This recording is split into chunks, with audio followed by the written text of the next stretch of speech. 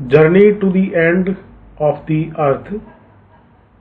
ये जो चैप्टर है ये विस्टास जो कंपलसरी इंग्लिश क्लास 12th की है उसका 3rd चैप्टर है, जिसके कुछ बड़े और कुछ छोटे प्रश्नों की स्टडी आज हम इस वीडियो लेसन में करने वाले हैं।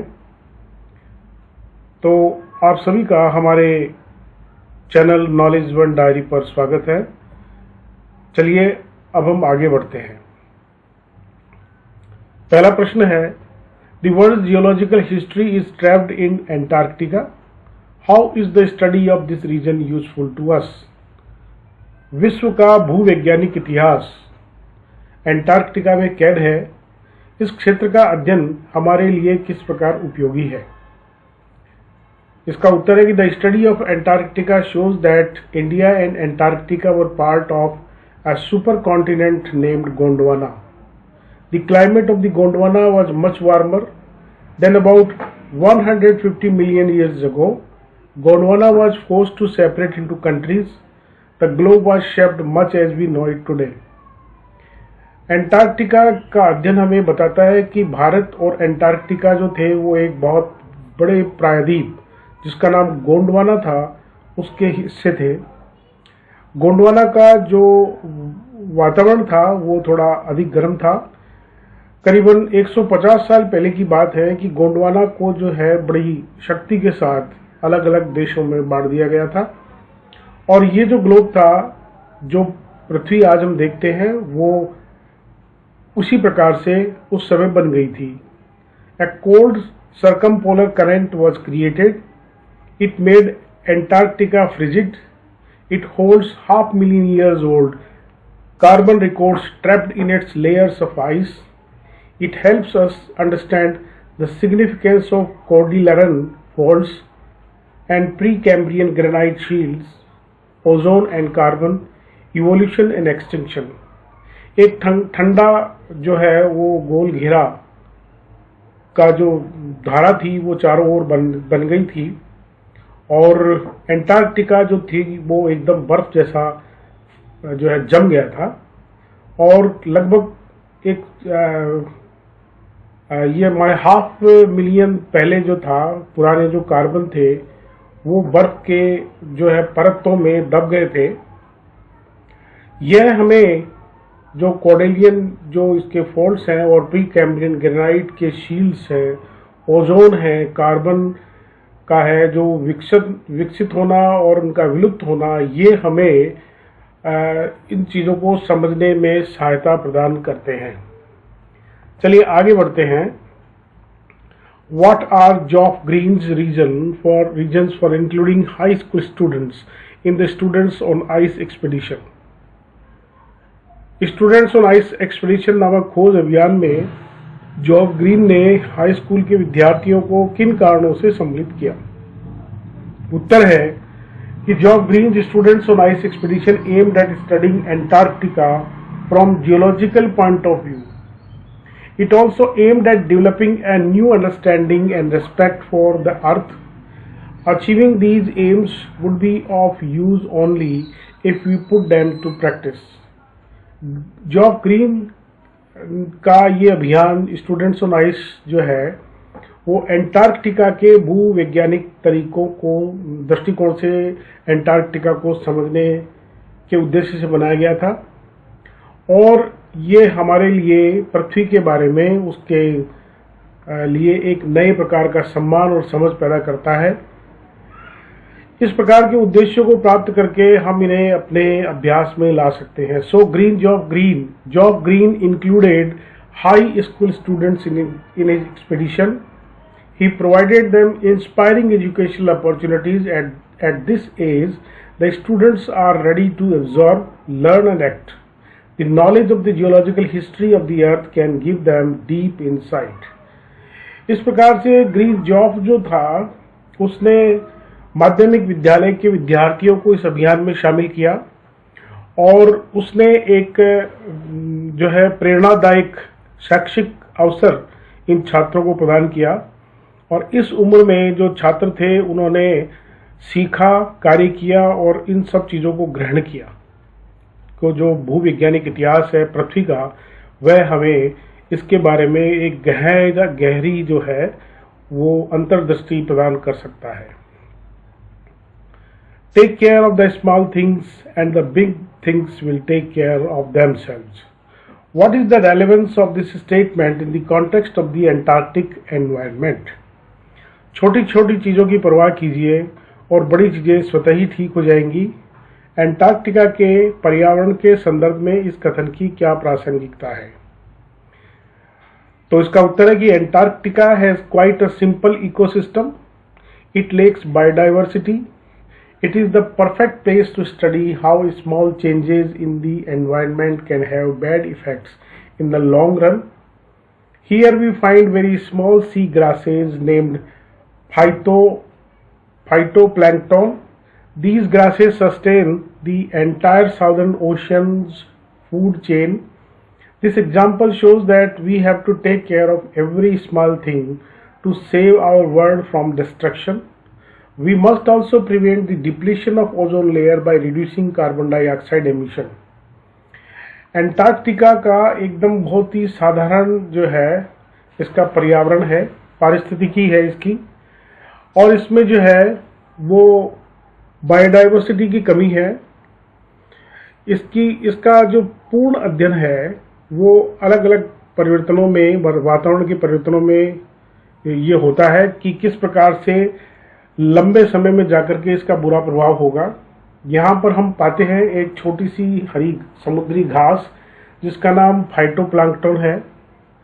ये जो घास है इसमें जो दक्षिणी जो सागर है उसका एक भोजन का क्रम विद्यमान है, और ये उदाहरण हमें ये बताता है कि हम किस प्रकार से छोटी छोटी चीज़ों का ध्यान रख करके हमारे संसार को विनाश से बचा सकते हैं।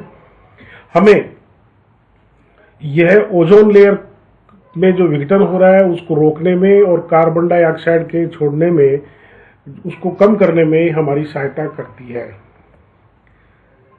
अगला है कि why is Antarctica the place to go to understand the Earth's present, past and future? पृथ्वी के वर्तमान, भूत और भविष्य को समझने के लिए एंटार्क्टिका जाने योग्य स्थान क्यों है? The world geological history is trapped in Antarctica. Here we can study the Earth's past. About 90% of the Earth's total ice are stored here.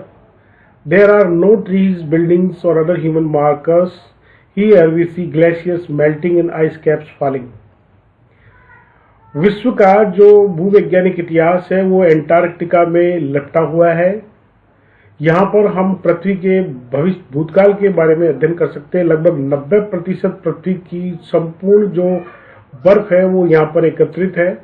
यहाँ पर न कोई पेड़ है, न कोई भवन है और न कोई अन्य मानव के चिन्ह यहाँ पर प्रतीत होते हैं। यहाँ हम देख सकते हैं कि किस प्रकार से ग्लेशियर पिघल रहे हैं और बड़े बड़े बर्फ के पहाड़ नीचे गिर रहे हैं। We can see them being damaged as the result of global warming.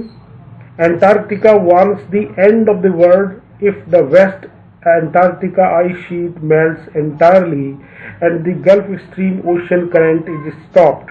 Thus, Antarctica is the perfect place to go to understand the Earth's present, past and the future. हम यहाँ पर देख सकते हैं कि किस प्रकार से जो ग्लोबल वार्मिंग का परिणाम जो है वो पूरी तरीके से धीरे धीरे नष्ट हो रहा है। एंटार्क्टिका हमें पृथ्वी के जो विश्व के है उसके अंत के बारे में चेतावनी देता है कि अगर हम जो है पश्चिमी एंटार्क्टिका की जो बर्फ की जो चादर है वो पूरी तरीके से पिघल जाती है, गल्फ स्ट्रीम जो है वो वर्तमान में जो बह रही है वह रुक जाएगी। इस प्रकार से एंटार्क्टिका एक पूर्ण स्थान है जहां पर हम जाकर के समझ सकते हैं पृथ्वी का भूत, भविष्य और वर्तमान। अगला है कि how do geological phenomena help us to know about the history of human kind. भूवैज्ञानिक परिदृश्य मानवता का इतिहास जानने में हमारी सहायता कैसे करते हैं?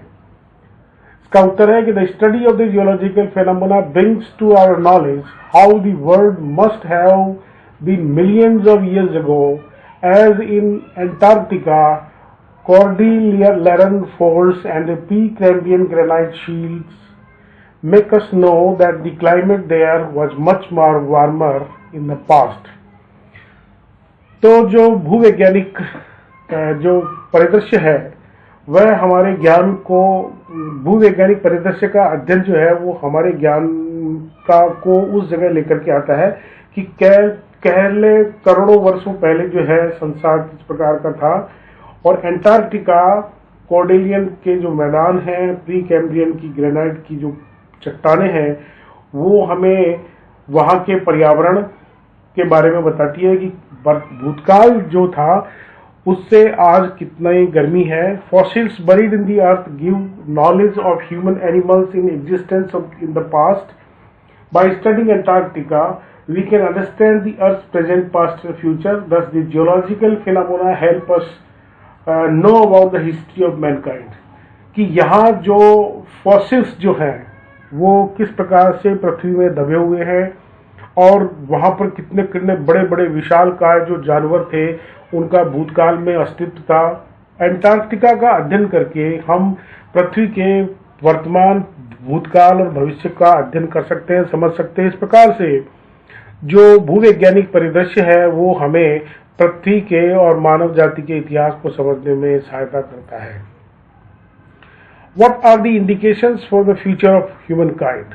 मानवता के भविष्य के लिए क्या संकेत मिल रहे हैं? The world today is facing the danger of global warming.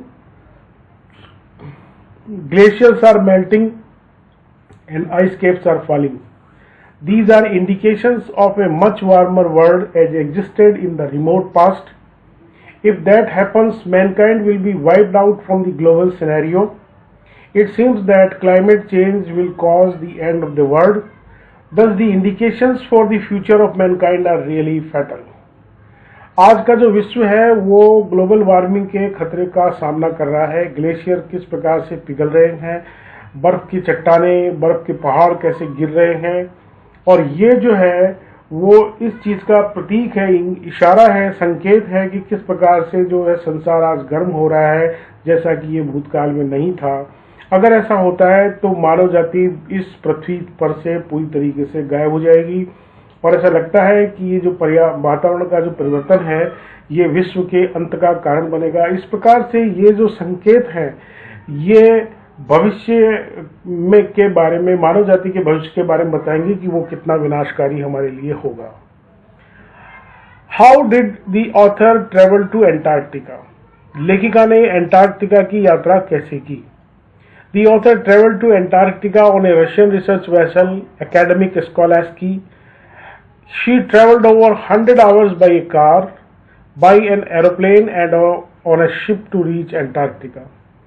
ये जो लेखिका थी वो उसने एंटार्क्टिका की यात्रा एक रूस के शोध दल जिसका नाम एकेडमिक स्कॉलर्स था उसके साथ प्रारंभ की. वो लगभग 100 घंटे कार की यात्रा की और लगभग उसने एरोप्लेन की यात्रा की और फिर वह जहाज के माध्यम से एंटार्क्टिका पहुंची. What surprised the author most about Antarctica? Antarctica के विषय में किस बात पर लेखिका को सबसे अधिक आश्चर्य हुआ? India and Antarctica were once part of the same land mass. This fact surprised her most about Antarctica because the climate of these two places is all together different. Bharat और अंटार्कटिका जो थे वो एक बार एक ही जमीन के, बहुत बड़ी जमीन के हिस्से थे, भाग थे. ये जो तथ्य है उस जो है वो बहुत अधिक आश्चर्यचकित करने वाला है एंटार्क्टिका के बारे में, क्योंकि इन दोनों स्थानों का जो वातावरण है, पर्यावरण है, वो एक प्रकार से भिन्न है. अगला है कि what were the climatic conditions of Gondwana. Gondwana की जलवायु संबंधी दशाएं कैसी थी? The climate of Gondwana was warm enough. This climate hosted a huge variety of flora and fauna. There existed mammoth animals but no human beings.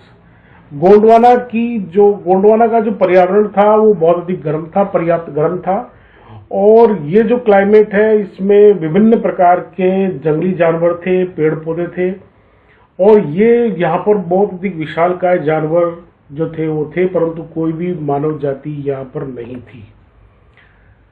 And for humans the prognosis isn't good. What does the line signify? और मनुष्यों के लिए पूर्वानुमान अच्छा नहीं है, इस पंक्ति का क्या अभिप्राय है? The line signifies that the coming time is not good for humans. ये पंक्ति इस बात का अभिप्राय बताती है कि आने वाला समय मनुष्यों के लिए अच्छा नहीं है।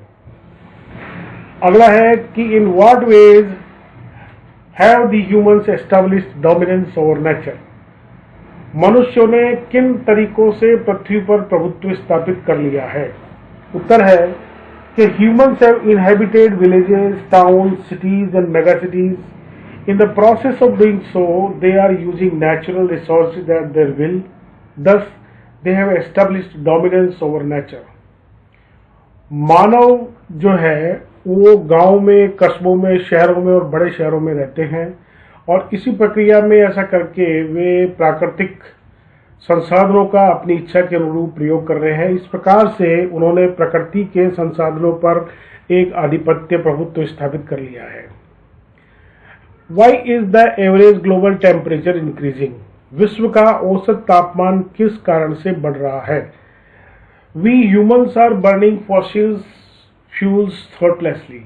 This has created a blanket of carbon dioxide around the world. This is increasing the global temperature. हम जितने भी मानव जो हैं वो फॉसिल जो ईंधन है उसको बिना विचारे जला रहे हैं। हमने अपने चारों ओर कार्बन डाइऑक्साइड का एक आवरण लपेट लिया है सारे संसार के चारों ओर। इससे जो ग्लोबल विश्व का जो तापमान है वो धीरे धीरे बढ़ रहा है। What makes Antarctica a crucial element in the study of climate change? Antarctica की कौन सी बात इसे जलवायु परिवर्तन संबंधी अध्ययन में एक महत्वपूर्ण तत्व बनाती है? Antarctica holds 500,000 years old carbon records in its layers of ice. It has never sustained human population.